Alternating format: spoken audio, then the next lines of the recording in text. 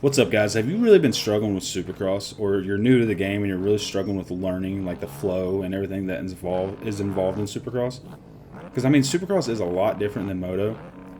In motocross, you're more wide open, just trying to fly. Whenever it comes to Supercross, you really gotta get a flow, really get into those techniques in the game, and like being really technical with like your inputs and your movements. And there's a lot of stuff that goes into riding Supercross and being good at it. So today, guys, I did come up with 3 tips and tricks.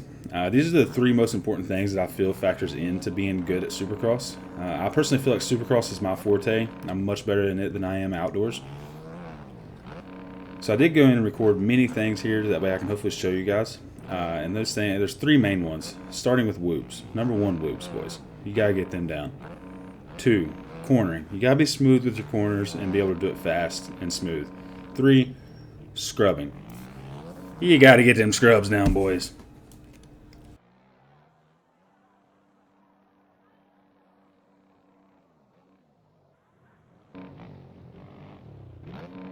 Alright, so we are starting with the whoops here. As you can see, man, like if you really get into them, you can get a good drive all the way through them, carry a lot of speed, and you can really munch a lot of time whenever it comes to whoops. If you watch here, whenever I'm coming into the whoops, I'm sitting down. You got to get a good drive into them, get a good drive going in, and you really want to stand up like right whenever you come off that first one. Watch, right off the first one. And simultaneously at the same time, I'm shifting up. You want to be in a higher gear going through the whoops, that way your front wheel doesn't drop. It really helps. And then let's get into the scrubbing. This is something I feel that is very underrated. Whenever it comes to Supercross, people just kind of want to just jump straight and go, and then you got people that are just absolutely tossing it off jumps. And whenever you're tossing off jumps, getting completely sideways and twisted, you're really being a hazard to other people around you on the track, and it's hard to really race that way. I mean, I still struggle with that sometimes myself. But whenever it comes to scrubbing, you really you gotta be smooth with the inputs. You really don't need to toss it. You know what I mean? You really just it's a slight turn of the bars, a good lean. And you really want to sit down at the top of the jump to really compress that suspension. That way you can really stay low going over it.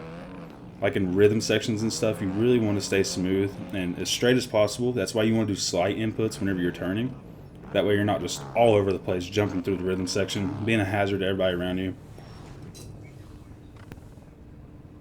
When I first started on Supercross, I was trying to do it that way, and I was really, I was taking a lot of people out, boys. Let's be real. I was cross jumping people like crazy. I mean, it was not a good time for anybody. I got about 1,100 hours in the game now, so I've really settled down and gotten into the raw fine tuning of Supercross. I'm getting into it.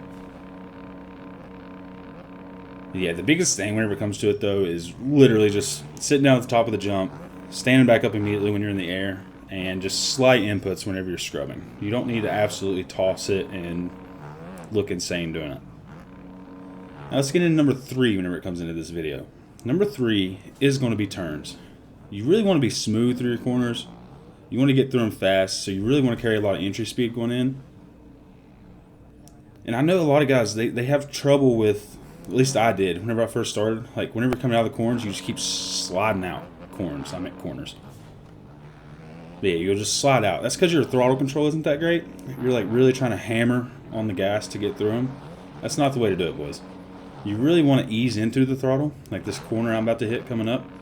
Watch, whenever I come in, I carry good entry speed, and I kind of let the momentum of the bike carry through the corner, and then whenever I'm halfway, I start slowly getting back on the gas. So whenever I'm almost straight, I'm back to full throttle, accelerating into the jump. I'm just going to let you guys watch this for a second. Like this corner coming up, I'm just going to be smooth inputs. You can counter lean forward. There's many different techniques whenever it comes to leaning for your corners.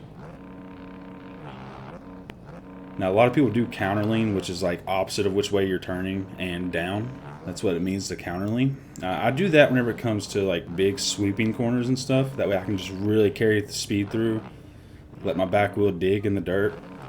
That way I can carry as much speed as possible. Put as much weight on the rear end as possible. Now, whenever it comes to like flat, close quarters corners, I lean forward or I'm more neutral. That kind of helps you get the bike to really turn in the corners, and it really just helps tremendously, guys. But guys, that ends today's video.